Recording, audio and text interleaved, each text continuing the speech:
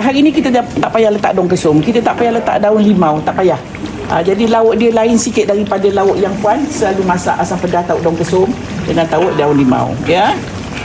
Assalamualaikum, hai semua viewers. Okey, hari ni Kak Zaidah nak share resepi asam pedas berempah. Tengok Kak Zaidah duduk belakang anak.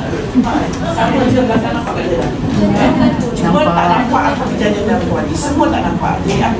Minyak terpulang lah puan ya. Ada orang dia takut nak makan minyak. Ikutlah masing-masing.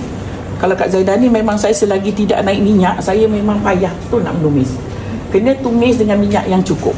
Baru dia menumis. Kalau dah masak, rasa minyaknya tu banyak, baru puan cedok minyak tu, nak buang ke, nak buat nasi goreng ke, tak ada masalah.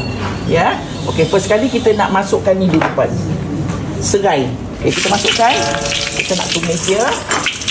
Okey, sementara nak tunggu serai ni naik bau, kita nak kisar puan. Kadang-kadang ni saya masak 2 ekor ayam. Jadi puan nampak bahan-bahan dia macam banyak. Ya. So, saya gandakan semua dengan 2 kali. Okey.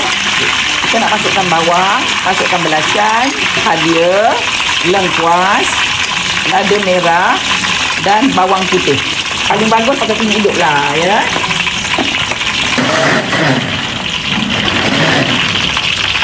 Kita nak tumis yang kita kisar ni tadi. Okey, kita tumis. Ya, okey. Okey, saya nak masuk lada ni tadi. Kalau puan dah kisar sekali dengan lada ni kan. Kak Zaidah masuk kemudian. Okey, kita tumis sikit lagi.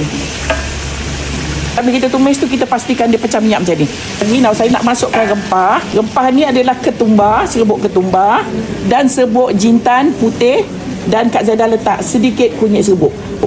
Kita tumis kejap bagi dia naik bau. Kita masukkan ni bunga kantan. Okey.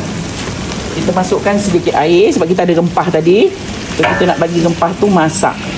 Kita masukkan air asam jawa. Okey, kita tumis sikit lagi sampai dia pecah minyak sikit. Okey, kita nak masukkan garam. Okey, kita masukkan ayam. So, yang ini dia kata sedap sebab ayamnya kita dah goreng puan. So, dia dah tak ada bau hamis. Dia dah tak ada air-air tu. Tak ada ya. Dia dah. Tapi minyak yang puan goreng tu pengguna untuk masak ya. Okey, kita nak masukkan santan.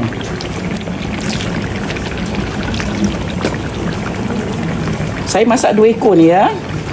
Okey, kita nak masukkan air.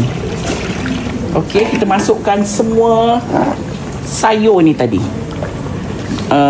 Kacang panjang dengan terung. Okey.